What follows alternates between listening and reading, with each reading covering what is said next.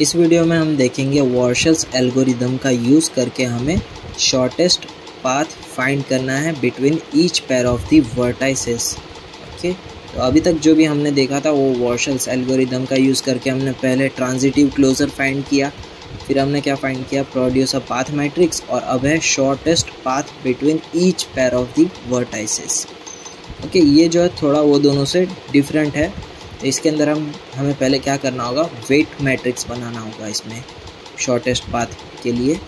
तो हम क्या करेंगे, वेट मैट्रिक्स का क्या है फॉर्मूला, यहाँ पे आएगा weight of edge if there is an edge E from V I to V J. V I से लेके वी जी के बीच में अगर कोई एज है और उस एज का वेट आपको यहाँ पे लिख देना है, और अगर एज नहीं है तो आपको लिख देना है 0। तो पहले इसका हम वेट मैट्रिक्स बनाते हैं। ओके, आपको पहले यहाँ पे 1 2 3 4 लिख देना है, क्योंकि यहाँ पे 4 वर्टाइसेस है, और यहाँ पर भी 1 2 3 4 लिख देना है। अब 1 के लिए देखते हैं, 1 और 2 के बीच में 5 वेट है, 1 और 2 के बीच में 5 वेट है, 1 और 3 के बीच में 3 वेट है, 3 वेट है, 1 और 4 के बीच में 8 वेट है, 8 वेट है।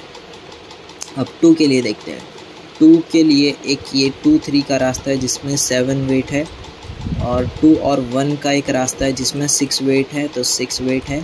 3 का रास्ता है जो है 3 से 4 जिसमें 2 वेट है, इसके लिए 2 वेट लिख दिया है, और 4 का 1 के साथ वेट है 6, 4 1 6। ओके, तो इस तरह से आपको बनाना है वेट मैट्रिक्स पहले तो।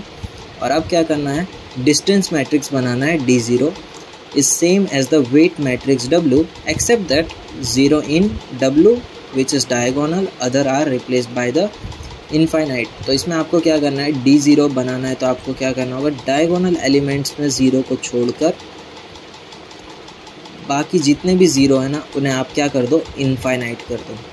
ठीक है, तो ये भी इनफाइनाइट, ये भी इनफाइनाइट, और ये भी इनफाइनाइट हो जाएगी। ठीक है, डायगोनल एलिमेंट्स को छोड़ के बाकी जो भी थे हमारे ये जो थे 0 वो हम इनफाइनाइट लिख देंगे, और इसे हम नाम दे देंगे D0। एकदम सिंपल सी चीज़ है, कोई घबराने वाली बात नहीं है। अब क्या करना है, हमें डिस्टेंस मैट्रिक्स D1 फाइंड करना है। तो उसमें हमें क्या करना होगा, फर्स्ट रो और फर्स्ट कॉलम जो है हमारी D0 की वो एज इट इज़ रख देनी है, और जो डायगोनल एलिमेंट है ना वो भी सेम ही रखने हैं, और जो बची हुई पोजीशंस है वहाँ पे हम ये सब के लिए शॉर्टेस्ट पाथ फाइंड करेंगे। Okay, keep first row and first column as D0, diagonal entries are 0 to fill other entries of the D1, apply this formula. ठीक है, हमें ये फॉर्मूला का यूज़ करना है। तो अभी हमने पहले क्या किया, ये जो है पूरा same as it is D0 में से लिख दिया है हमने, और ये जो डायगोनल एलिमेंट्स है वो क्या रख दिया हमने, 0। और ये दोनों हमें ये 1 2 3 4 5 6 ये 6 पोजीशंस के लिए हमें शॉर्टेस्ट पाथ फाइंड करना है। तो इसके अंदर हमारी क्या फॉर्मूला होगी, यहाँ पे D के यहाँ पे हम 1 पुट करते हैं।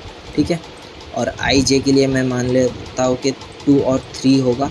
ठीक है, 2 और 3 जस्ट एग्जांपल है। फिर आपको क्या करना है, मिनिमम फंक्शन अप्लाई करना है किसके बीच में, ये जो है DK -1 IJ में, और ये जो है IK और KJ के प्लस के बीच में। कि DK0 क्या होगा, D0 कैसे, 1 -1 0, IJ क्या है 2 3। ओके, 2 3, और यहाँ पे आएगा कॉमा आएगा। ठीक है, कॉमा आएगा ताकि ये दोनों के बीच में आप कंपेयर कर सको कौन मिनिमम है या मैक्सिमम।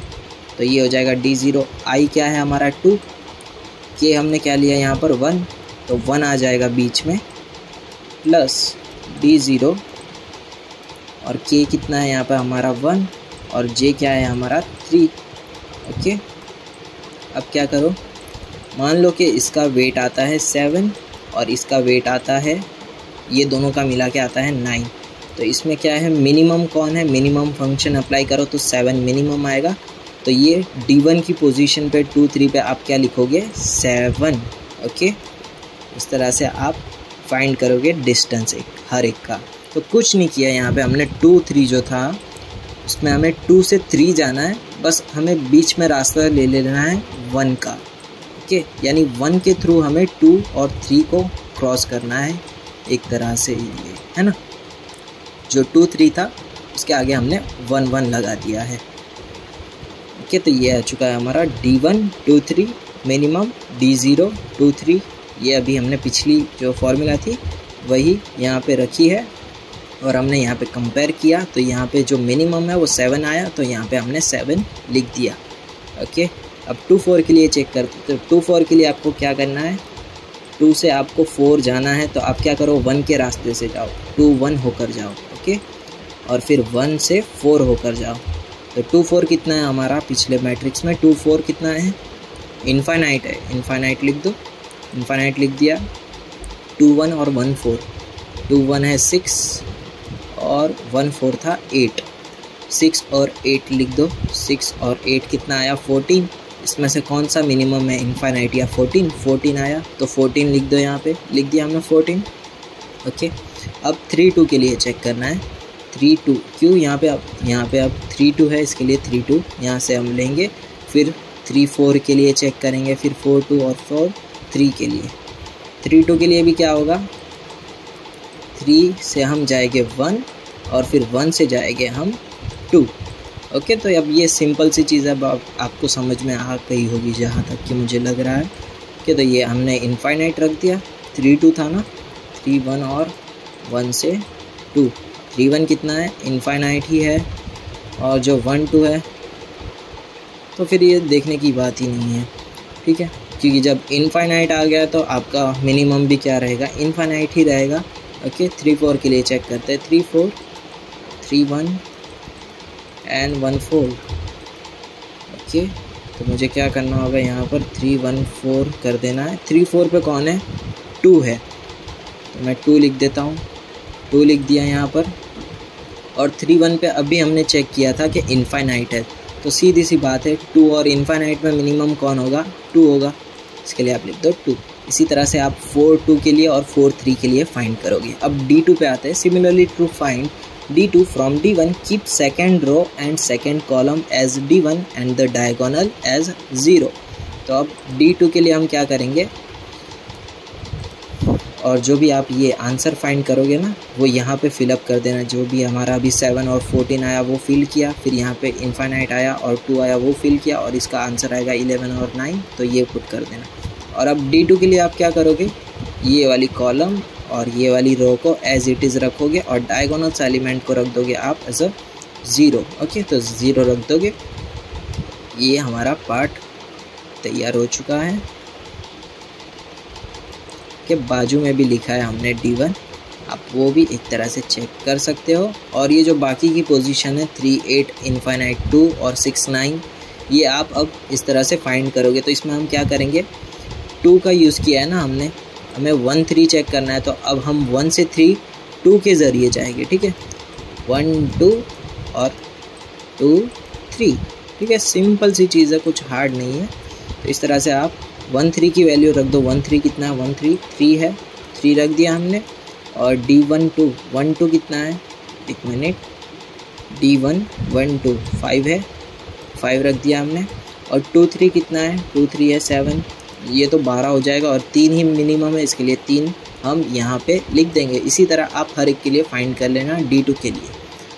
और अब D3 के लिए हम क्या करेंगे, थर्ड रो और थर्ड कॉलम को एज इट इज़ लिख देंगे और डायगोनल्स एलिमेंट को कर देंगे infinite. Okay, third row as it is, third column भी as it is, diagonal elements भी हो जाएंगे हमारे 0। अब ये जो बाकी बची हुई पोजीशंस है 1 2 1 4 2 1 2 4 4 1 4 2, ये सब आप फाइंड करोगे। ओके, तो इसमें हम एग्जांपल के लिए ले 1 2 फाइंड करना है, तो हम क्या करेंगे, 1 से 2 जाएंगे हम थ्रू 3 के रास्ते से। ठीक है, 1 3 और फिर 3 2। तो आप लिख दो पिछले मैट्रिक्स में से पोजीशंस, यानी 1 3 पे कितना है, 3 है, 3 एक मिनट, क्या 1 2 चेक करना था, 1 2 है पे 5 है, 5 लिख दिया। और 1 3 अभी चेक किया था 3, और यहाँ पे आ रहा है 3 2 पे इनफाइनाइट, 3 2 पे इनफाइनाइट है, तो इनफाइनाइट रख दिया। तो सीधी सी बात है 5 मिनिमम है तो 5 होगा। ओके, तो सेम इसी तरह से आप फाइंड करोगे। To find D4 keep the 4th row and 4th column as a D3 and diagonal entries are 0। तो ये हमने फोर्थ कॉलम फोर्थ रो को एज इट इज़ रख दिया और डायगोनल एलिमेंट्स को एज इट इज़ रख दिया। ओके, और आपको ये जो बाकी बची पोजीशंस है वो फाइंड करनी होगी। एग्जांपल के लिए देखिए 1 2, अब हमें क्या करना होगा, 4 के रास्ते से जाना होगा। 1 4 एंड 4 2। 1 2 का कितना है डिस्टेंस, 1 2 का है 5 लिखो वापस। 1 4 का कितना है, वो तो पीछे सेम ही रखा है ना, तो यहीं से देख लेते 5। और ये है 4 2, क्या इसमें ही है, हाँ 11 है, तो इसमें से मिनिमम कौन है 5, तो 5 लिख दो यहाँ पर। इसी तरह से आप सभी का 4 के ज़रिए से फाइंड करो। और ये जो आपका D4 है ये लास्ट होगा, क्यों, क्योंकि आपको 4 वर्टेक्स दी गई है इसके लिए। और ये जो D4 है वो आपका आएगा शॉर्टेस्ट पाथ का matrix between every pair of the vertices. ये वीडियो को यहीं तक रखते हैं। ओके।